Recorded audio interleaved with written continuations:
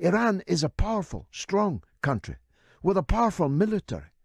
It has the means, and above all, it has the will to fight you if you attack it. Please believe me on that, President Trump. I know what I'm talking about. And I told your predecessor, George W. Bush, not to do it in Iraq. And look how that turned out.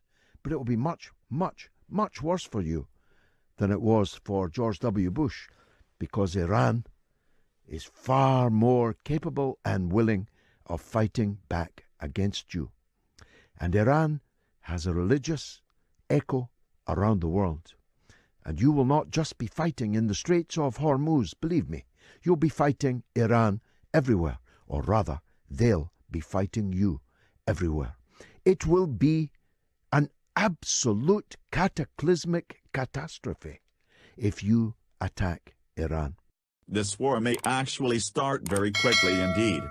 And it may be the Iranians that start it because, from their point of view, you're already at war with them. Iran's Revolutionary Guards said on Friday Iran would not negotiate with the United States, and a senior cleric warned that a U.S. Navy fleet could be destroyed with one missile, as a U.S. aircraft carrier headed towards the Gulf. The comments by hardliners appeared partly aimed at discouraging President Hassan Rouhani and his moderate allies in Tehran from taking up an offer of talks from Washington. U.S. President Donald Trump on Thursday urged Iran's leaders to sit down and talk with him about giving up their nuclear program, and said he could not rule out a military confrontation, given the heightened tensions. The carrier Abraham Lincoln, deployed as a warning to Iran, passed through Egypt's Suez Canal on Thursday. American B-52 bombers have also arrived at a U.S. base in Qatar, U.S. Central Command said. Iran has dismissed both moves as psychological warfare designed to intimidate it.